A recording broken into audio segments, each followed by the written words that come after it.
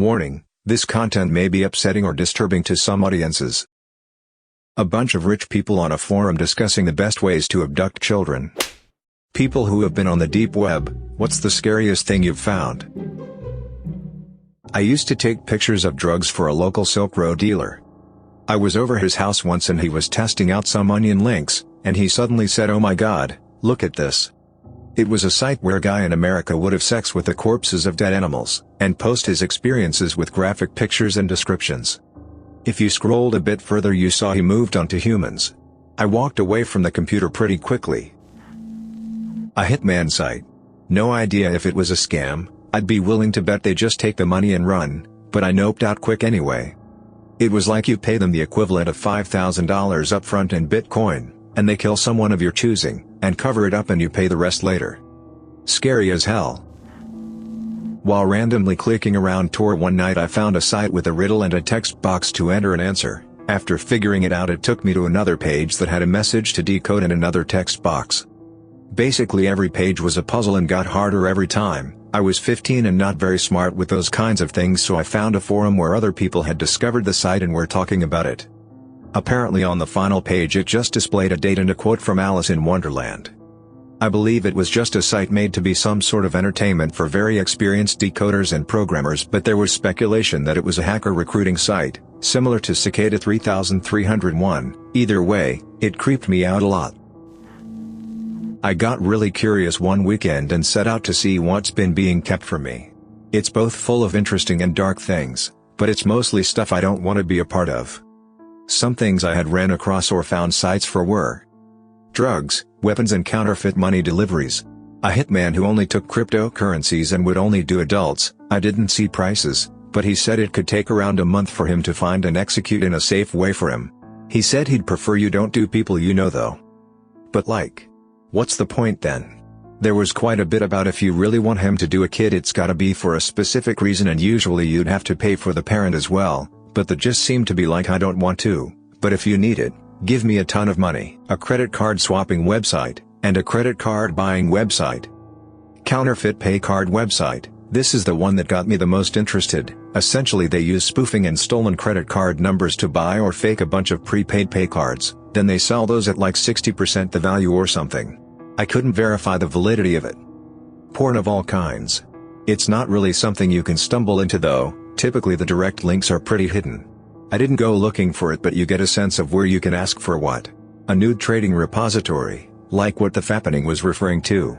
You essentially trade famous unleaked nudes for others. I had nothing so it was essentially a strange Craigslist of like, I need pics of person X, I have pics of person Y and person K unleaked, I can trade. A guy who you tell something you want, and he'd go steal it from a store and sell it to you for like half the cost. It's an interesting business. Human trafficking. I never went to the sites but I found a link to one. I just assumed it was something I wouldn't want to see and didn't bother fact-checking. Basically unless you're a depraved person it's a huge waste of time, and a glimpse into the worst part of people. Someone showed me this website that was like a stream feed aggregation on these pages, and there were hundreds of pages and each page had probably 50 streams on it. They were all feeds from do-it-yourself security cameras that people have in their homes that back up to the cloud. So crazy to see. These people probably have no idea. I remember a long time ago there was a guy online that was trying to buy large quantities of bed bugs. When questioned why he wanted them, he basically said that he wanted to try to breed them to be resistant to normal methods of killing them, while simultaneously breeding in a weakness that only he knew. This way he could release them in people's houses and then force them to pay him to get rid of the bed bugs, since no one else would be able to kill them.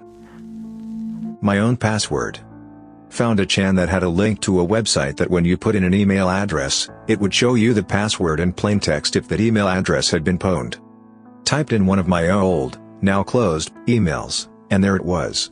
Just a blank page with my email address and password on it, sitting right there for anybody to find. The scariest thing I saw was stolen credit cards or other identity theft items. Stuff that made it very easy to assume another person's identity.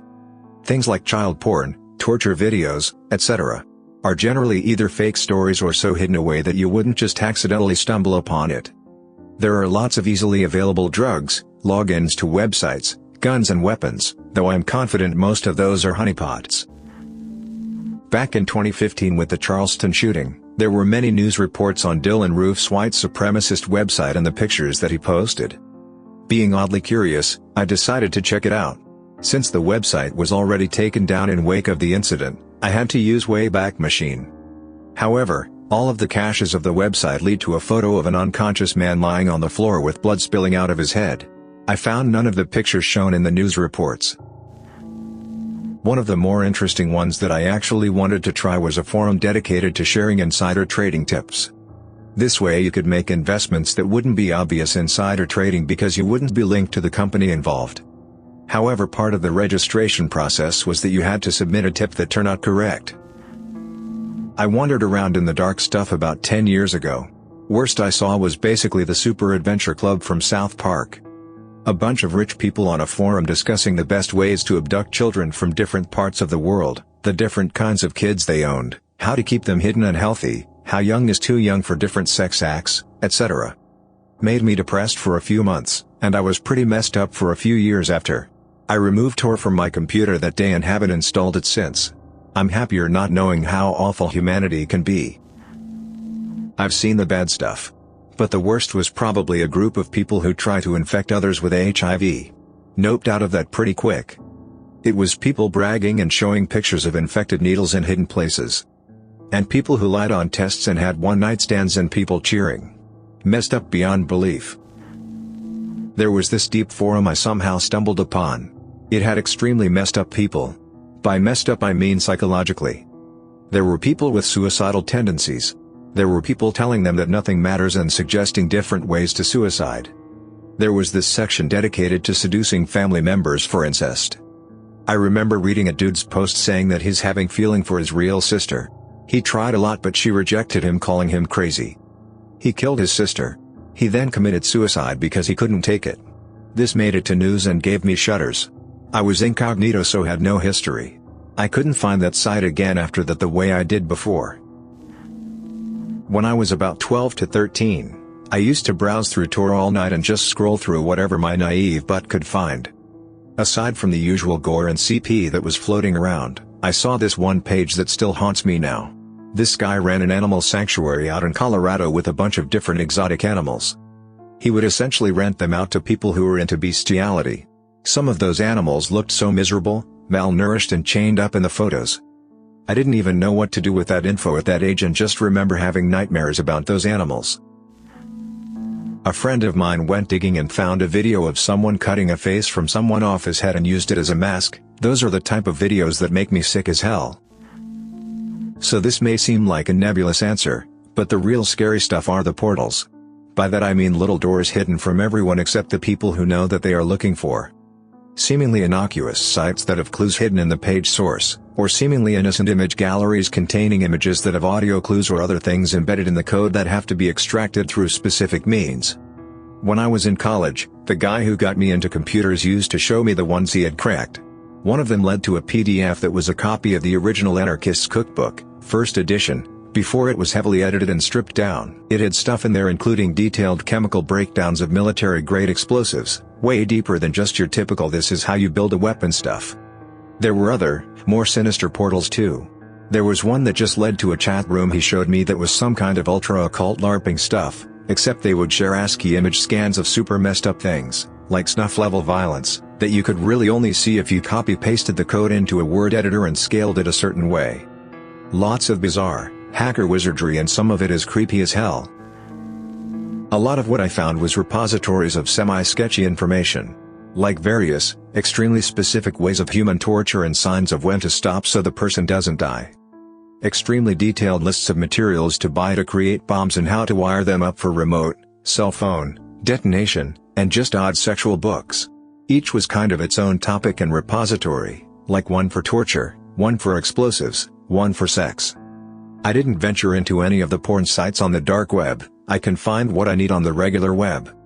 One interesting, not really scary site I found was Found MacBook Pros of that year. The website claimed to have a couple hundred of them for like $300. They had a picture showing like 5 to 6 powered up, with a pile of them behind. Likely a scam, but you never know. Another interesting one was someone was selling 2 clocks with their serial numbers removed, for like $2,000. Oh, and people advertised to be hitmen semi-regularly. Some specialized in highly influential people, charging $50,000 upfront and $50,000 after. I didn't really do much on there, so I'd take the legitimacy of all of those services with a grain of salt. My time on the deep web was exploratory and just for curiosity. My buddy, seriously my buddy, and not me, can attest to buying drugs off of the dark web though. He'd buy pills cheap on there, and then sell it on his college campus for huge profits. By far the scariest and darkest thing was the hurtcore sites. Hurtcore is a fetish for people who get aroused by the infliction of pain, or even torture, on another person who is not a willing participant. Although it can apply to animals, adults or children, the hurtcore sites on the dark web tend to be almost exclusively a subset of the pedophile sites. It can be so sadistic that even most pedophiles are repulsed by it. Videos and photos generally come out of poverty-stricken countries, but the market is worldwide. Google people like Peter Scully, Matthew Graham and Matthew Falder to get an idea of what lurks in the murkiest depths. This one's my personal worst. It doesn't sound scary but I found it in, like, 10th grade and it messed me up. Some lady posted all this videos of her dancing with his corpse. Man, I think? All rigid, caked up but like a corpse. She put on weird music and danced around and sang to it in her room. There was a few videos about it. Some had more close-up details than others. It was so unnerving to look at. Had it propped up against the wall in the room. It was just messed up. It was literally an old rotting body with a cheap wig on it. The lighting was low and shaky and whatnot, but it wasn't a proper horror video because it had like 5 views and got taken down about a year later. All the other videos on her channel were her. There were some weird symbols around her messy room, but nothing decipherable like a pentagram or anything right off the bat edgy. Just weird. Her singing creeped me the hell out. It wasn't intentionally creepy, like, not a slowed down nursery rhyme or anything. It was bouncy and fun but just so weird. Was some kinda love song to the corpse. She had several videos of her and him, dancing in different places of her house. Was a normal looking low-income American style house. Weird as hell. I don't know. It just stood out to me for being creepy but genuine. God, this was like over 8 years ago. Downloaded Tor out of curiosity to surf the dark web. After entering and scrolling through the initial pages for drugs, legit US passports or at least they claimed, Silk Road, I got to a page that was like a crowdfunding website, except it's for hitmen. It seemed like people can post names of individuals they want to put a hit on, then crowdfunding begins. Once it reaches a certain amount, I remember it was $60K, but my memory is hazy, then a timer would appear underneath that person's page, which I assume was the time allotted for the hitman to do his job. The names are sorted from top to bottom by order of which individual's funding page is closest to their goal. Thanks for listening to Radio TTS, hit the subscribe button for more creepy videos. Remember, the world has its very dark corners, and humans are capable of doing evil things. The best way to deal with these things is to stay away from those websites and any kind of criminal activity, whether online or in real life.